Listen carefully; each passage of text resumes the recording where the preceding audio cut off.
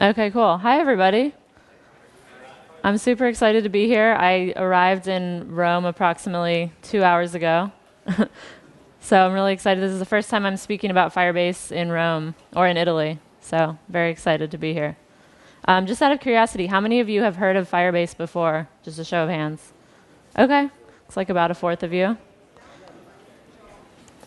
So today I'm going to tell you all about how you can use Firebase to build real-time applications. A little bit about myself. My name is Sara Robinson. I'm a developer advocate at Firebase, so that means I get to come to cool events like this, help with blog posts, documentation, technical support, so things like that. And you can find me on Twitter at srobtweets. Today we're going to cover a couple things. I'm going to go over why real-time is important. Then I'm going to explain what Firebase is. And then we'll spend most of the time doing some live coding. And then I'll take any questions that you guys have. So to get started, real-time data is data that's best served fresh. So real-time data is becoming more and more important to users. Obviously, the value of your data decreases quickly as time goes on. So if you've got a chat application, obviously after 5 minutes, even maybe 1 minute, those chat messages aren't as valuable to you. You want to see the data right when it's fresh.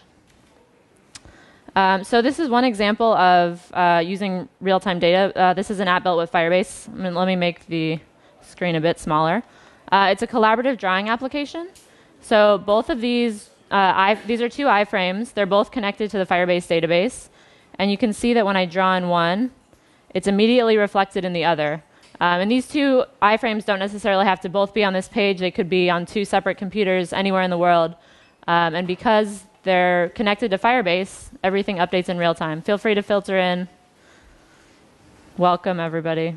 And so we built this graphical debugger tool to let you visualize all of your data in Firebase as it's changing. So I'm going to open that up here. And so you can see this is all of our data in our drawing canvas. Let me pull it up side by side, actually. It's a little small, but you can see that as I draw new points, the data changes here. And if I go ahead and open my dashboard, this is also an editor. So I can go in here and I can remove all that data. And you'll see that the canvases are cleared. That's a quick demo of one thing you can do with Firebase. It's really great for collaborative applications where you have a lot of data changing frequently. Another example of something that Firebase is great for is GameState. So here I've got two leaderboards. Again, they're both connected to Firebase. So you can see if I go ahead and enter my name here, I'm going to give myself a score of 1001. You can see that it shows up in both places in real time. And if we look at this on the Firebase dashboard, we can see that my score was added there also. And I can go ahead and change it here, give myself a score of 1002. And you can see that it's updated here because they're all connected to Firebase. So ultimately, what matters to your users? They don't really care what database you're using, what front-end framework you're using. All that matters to them is that your application is fast, that the data updates in real time. As I mentioned before, this is becoming increasingly important. And users more and more are expecting that apps will work offline. So if you are using a chat application on your phone and you go into a tunnel, your user is likely going to expect that your app will continue working. And there's a lot of examples of real-time applications today. So one is Google Docs. It's really easy to see where other people's cursors are as they're editing the document. That's all updated in real time. Facebook Newsfeed is a great example, and also live transit maps. But there's one thing that all of these three examples have in common is that they require a lot of engineers. It's not a trivial thing to build. They're difficult to scale too. So there's a lot of problems to solve, as you can see from this fancy GIF. Real-time is difficult. And so that is why we built Firebase. We built Firebase to make building real-time applications a lot easier to do and something that one engineer could do by themselves instead of a team of hundreds of engineers.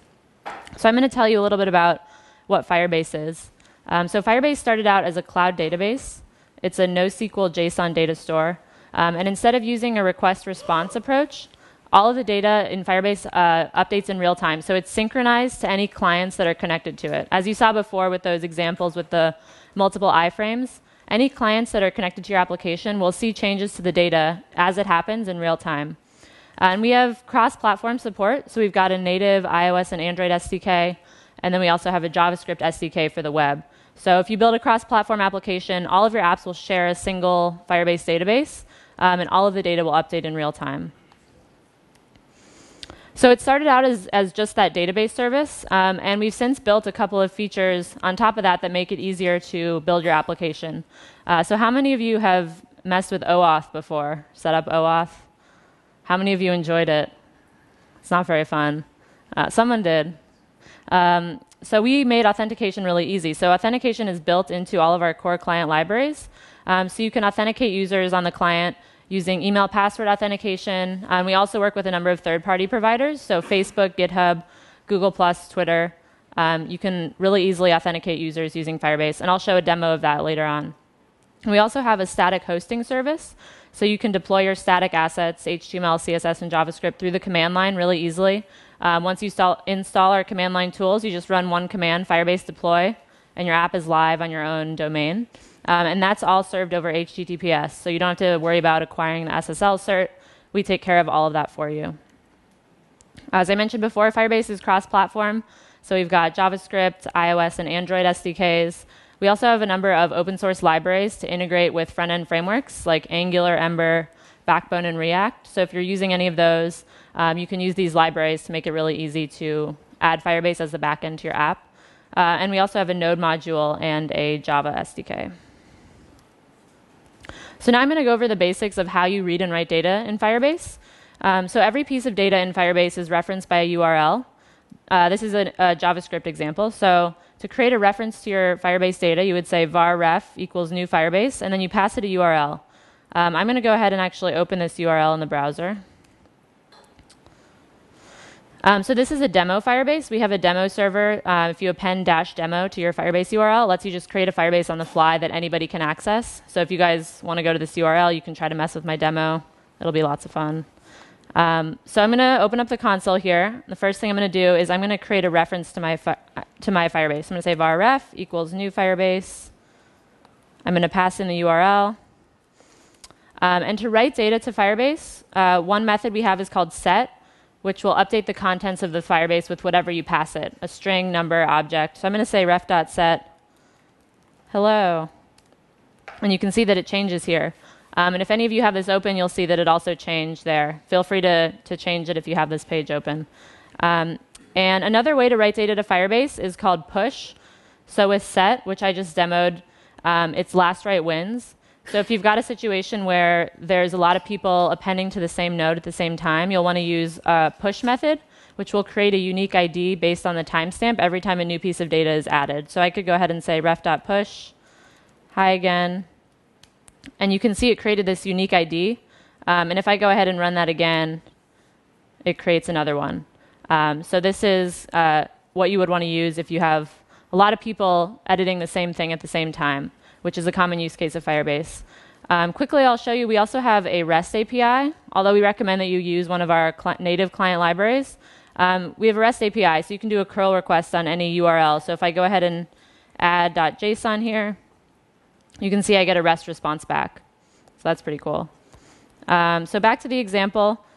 That's how you write data to Firebase. To read your data back, you just attach an asynchronous callback to your Firebase reference. So here I'm saying ref.onValue. We have a couple different event types. Value will be triggered anytime the value of that location changes. And this returns a snapshot, which is a snapshot of your data at that point in time. And then in this example, I'm just logging the value of that to the console. So I'm going to go ahead and copy this. I'm going to go over here. I think I need to redefine my reference because I refreshed the page. So I'm going to do that again. And then I'll go ahead and let me recopy that. There we go. And I'll go ahead and paste in this callback. And you'll see that this object was logged to the console. So this is the value of this entire Firebase. And this will be triggered anytime this changes. So I don't have to write any extra code to make that happen. So I can go in here and say buongiorno. That's the only Italian word I know. Unfortunately, I'm trying. And you can see that it was triggered again. So if someone else updated it. That's pretty cool. And you can see that it was triggered again. So we didn't have to write any extra code to make that happen. Anytime the value of this changes, this callback will be triggered and it's going to log this to the console. So that's kind of the basics of reading and writing data in Firebase. Before I get into some live coding, I'm going to tell you a little more about Firebase. We have 170,590 registered developers on our platform. This number is actually a real-time counter. So if any of you go and sign up for Firebase right now, you'll see this number change. Let's see if we can increase it while I'm still on this slide. We've got 1 million concurrent users on Firebase sites at any given time. So this means that all the developers that have built applications with Firebase, our servers are handling over 1 million concurrent connections at any point in time. Firebase was founded in the spring of 2011 in San Francisco. It started out as a Y Combinator company, which is a startup accelerator in Silicon Valley. And our team is all based in San Francisco. And we joined the Google Cloud Platform. Oh, somebody signed up. Very exciting. Keep the signups coming. We joined Google Cloud Platform in October 2014, so we've been part of Google for about 6 months now. So now we're going to write some code. We are going to build a real-time chat application that uses Twitter auth. So I'm going to jump on over here to Sublime. Can everybody see that okay? Yeah? Okay, cool. So what I've got here is a basic HTML page. I've included a couple libraries. I've included the Firebase library. I've included jQuery to keep things simple. And then I've added some basic styling. And so I'm going to go ahead and start a local Python server just to serve up these static files. And if I go ahead and open this in my browser, this page is not in Italian. That's strange. Okay. I'll make it a little smaller. You can see it's a basic chat application. So you can sign in with Twitter. It'll show a list of everybody that's here, and then you'll be able to add a chat message. So obviously right now it doesn't do anything because we haven't written any code for it yet. So I'm going to go ahead and go back to the application. The first thing we want to do here is define our Firebase references. So this is going to be very similar to what I showed you before. So I'm going to say var ref equals new Firebase. And I've actually already created a Firebase for this application. So I'm going to go ahead and navigate to this URL. This is a Firebase that I own. So if you guys try to go to this URL, you won't be able to see anything. But when it loads, you'll notice that I have access to a bunch more features, which I will talk about later. And it's empty right now because I haven't added any data yet. So again, this is just in my account. I signed up for an account, created a Firebase. So let me make this actually a tad smaller so it fits on one line. The other thing I want to do in this step is I want to create 2 child references so that I can store all of my users' data and my messages data under a separate node. So I'm going to say var users ref equals ref.child users. And I'm going to say var messages ref equals ref.child messages. And then one other thing I want to do here is I'm going to create a variable called current user. And I'm going to set that to null just to keep track of if somebody is currently logged in. So the first thing we want to do is we want to call an authentication function when that sign-in button is clicked to trigger the Twitter OAuth flow. So I'm going to go ahead and paste this in. This is just some basic jQuery code, nothing fancy going on here. It's calling this function called authenticate, which we haven't written yet. So I'm going to go ahead and do that. And because we've included Firebase, we have access to this method called auth with OAuth popup. And we need to pass this the name of the provider we're using, which is Twitter. And this is going to return a callback with an error and a user object. So here I just want to handle a couple cases. So if there's an error, I'm just going to log that error to the console. Otherwise, if there's a user, the first thing I'll do is just log that user object to the console. And so the only thing I had to do to set up Twitter authentication, let me just go back to my dashboard quickly, is I went over to this login and auth tab. I clicked on Twitter. I enabled Twitter authentication. And then I copied in my API key and secret. Don't try to memorize those. So let me go back to the app. Let me make sure I saved it here. So that's saved. I'm going to go back to the application. I'm going to refresh the page and pull up the console. And now I'm going to sign in with Twitter. It's asking me if I want to authorize the application. I'm going to say OK. And boom, you can see this object was logged to the console. So basically, that was all we had to do to set up the Twitter auth and interact with the Twitter API. So this is a bunch of data that's being returned from the Twitter API.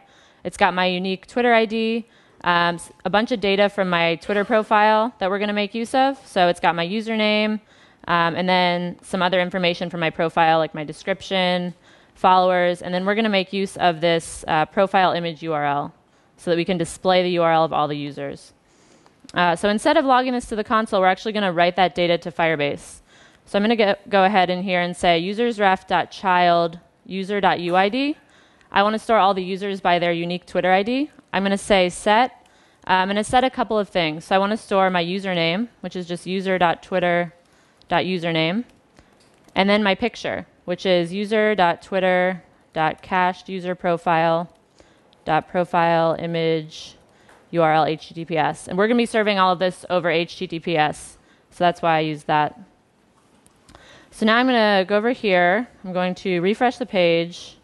And I want to pull up Firebase in a separate tab. Hold on one second. Paste that in. And make this a bit smaller so you can see. Okay. I'm going to refresh that page again. I'm going to trigger the Twitter OAuth flow, authorize the application. And you can see that nothing happened here, but this user data was added to Firebase. So it's now storing my user ID, and it's storing my picture and my username. So just a couple lines of code, and we're storing all of our user data in Firebase, which is pretty cool. So the next thing we want to do is actually, now that this data is in Firebase, we want to pull it out so that we can display all this user data to anybody that's accessing our application. So what we're going to do here, one other thing we need to do is we have access to this method called Onoff, so that the user doesn't have to click that auth button every time they open the application. This will be triggered anytime the user is authenticated.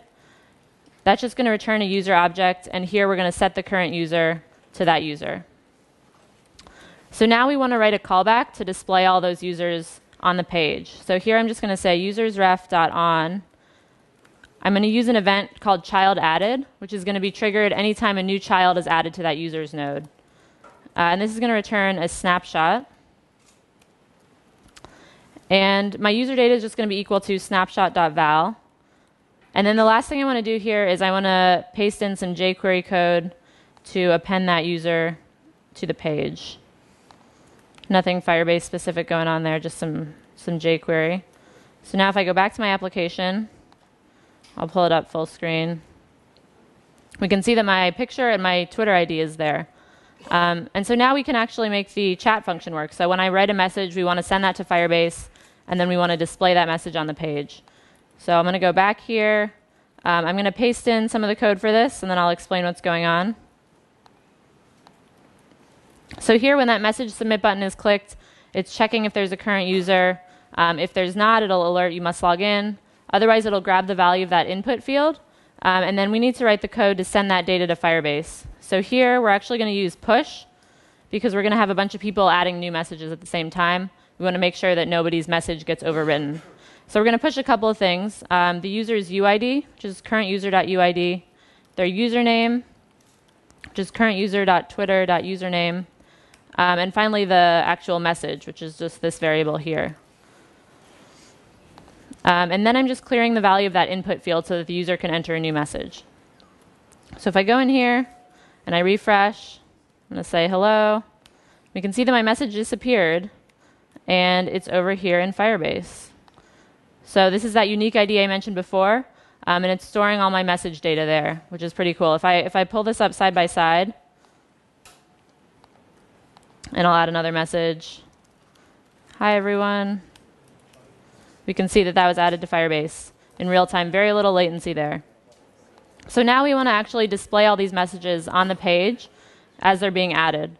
So this is going to be pretty similar to what we did before in this step. I'm going to say messagesref.on child added. This is going to return a snapshot, and again, my message is going to be equal to snapshot.val. And then I'm going to go in here, and then I will just paste in this jQuery. So now if I go back to the app and refresh the page, we can see my messages here. And I'm going to add a new message, hey again, and we can see that it was added in real time, and it's also being added to Firebase. So we just built a fully functional chat application in a couple minutes. It's less than 100 lines of code.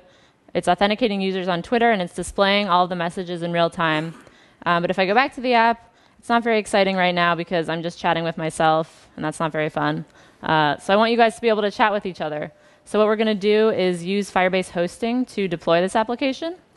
So I'm going to go ahead and stop this server process. I'm going to clear that. I've already installed the Firebase command line tools. So the only thing I need to run is Firebase init. That's cranking. It's asking me the name of the Firebase app I'd like to use for hosting. I've got a bunch of Firebases, as you can see here. I'm going to use Codemotion because that's the one we just created. And now it's asking me which directory I want to deploy. And I'm deploying the directory that I'm currently in, so I'm just going to press enter. And now it's ready to go. So all I have to do is run the command Firebase deploy. It's cranking. It's grabbing all of my files. And boom, my app is deployed. So now if I run the command Firebase open, you guys can all go to this URL, codemotion.firebaseapp.com. You guys can log in with Twitter and send some chat messages. I'll give everyone a second to jump in the chat room. Wow, somebody's already here. Nice job. So while you guys are doing that, buongiorno. While you're doing that, I want to show you one other feature of Firebase. A lot of people ask, since this is a fully client-side application, how do I secure my data? How do I ensure that it's not globally readable and writable? So I'm going to go back to the dashboard here.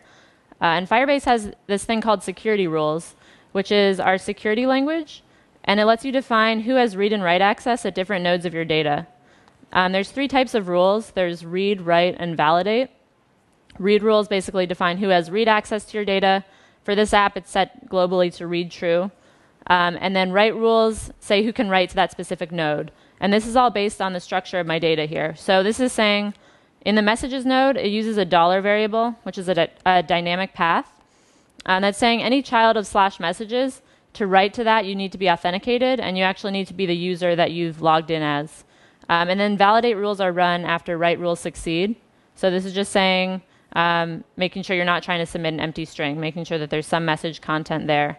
I do basically the same thing with users. To write to any child of /users, you need to be the authenticated user that you've logged in as. So if you put a Firebase app into production, you should definitely add security rules. Otherwise, it'll be globally readable and writable by everybody, which is not good.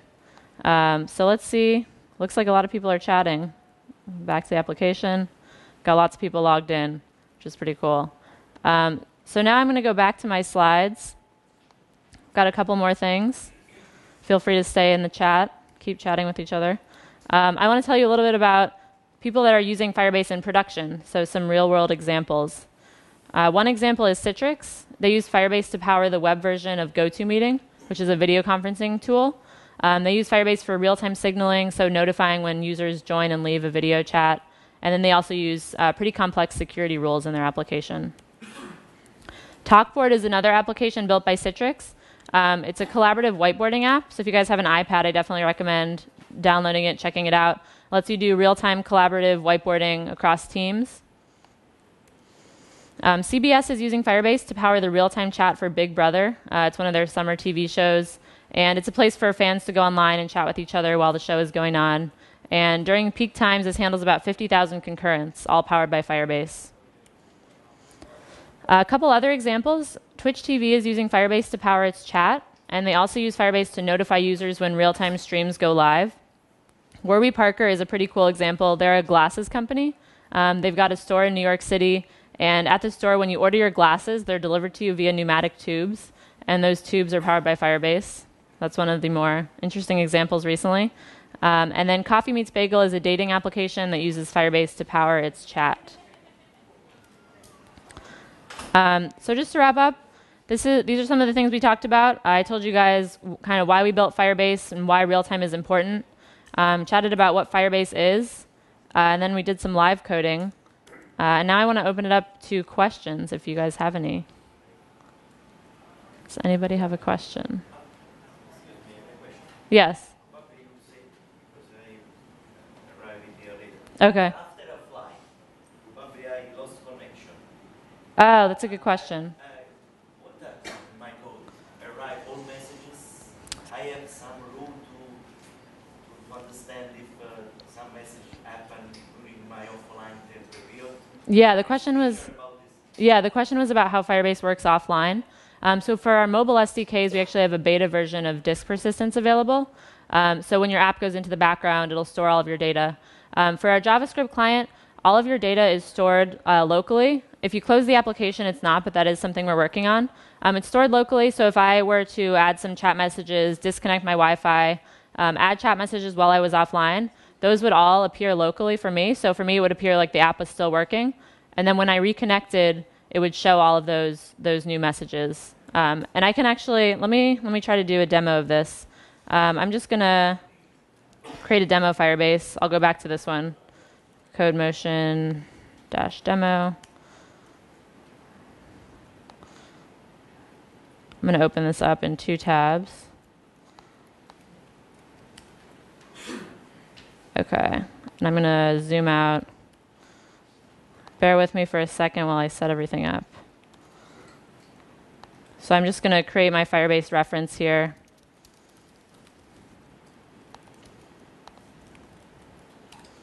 And I'm going to do the same over here.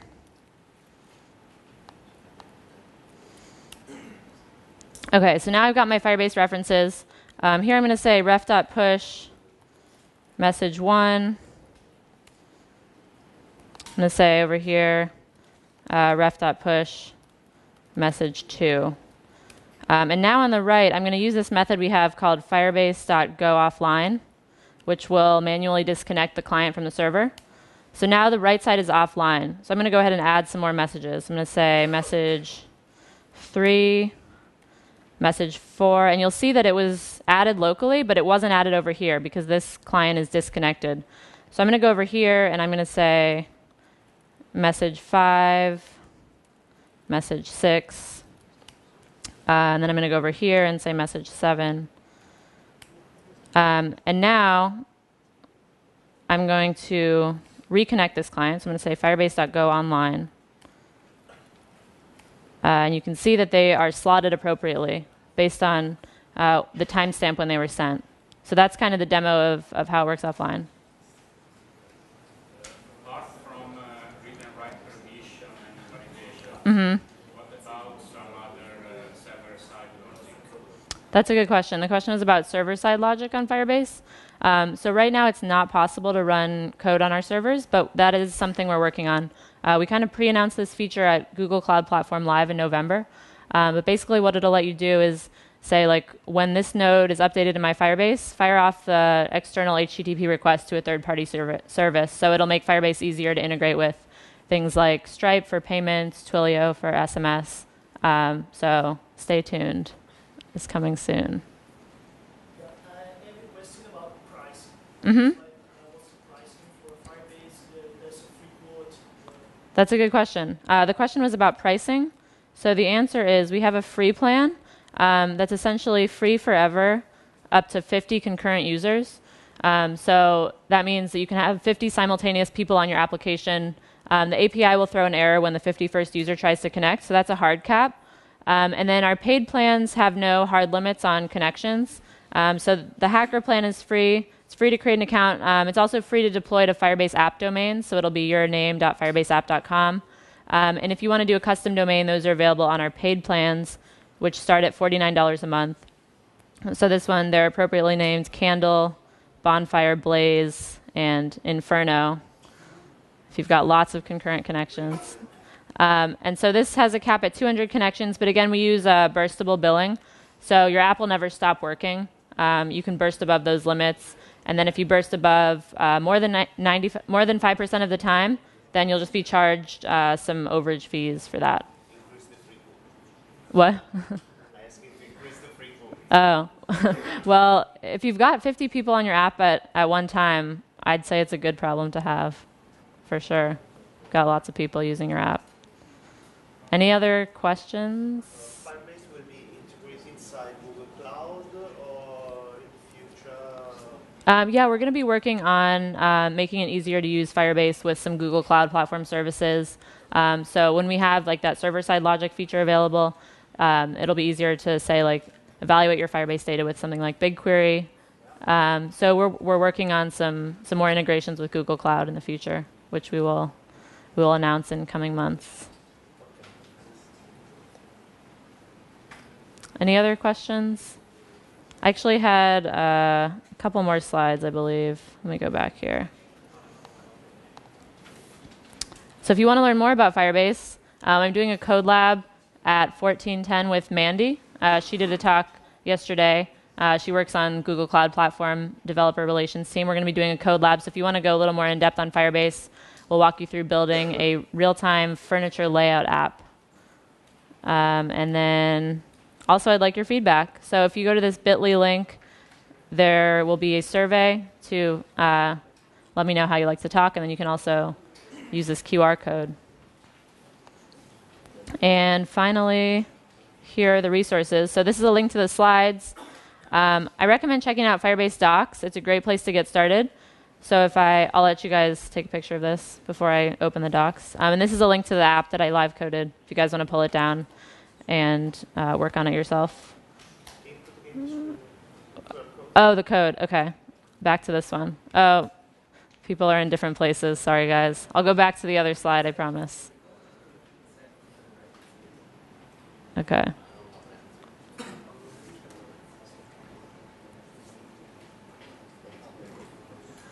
Is everyone done with this slide?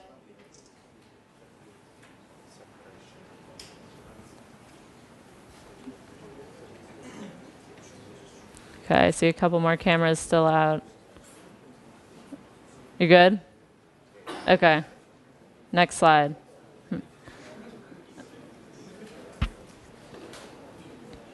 So on our docs, you can choose which platform you're using, iOS, Android, or JavaScript.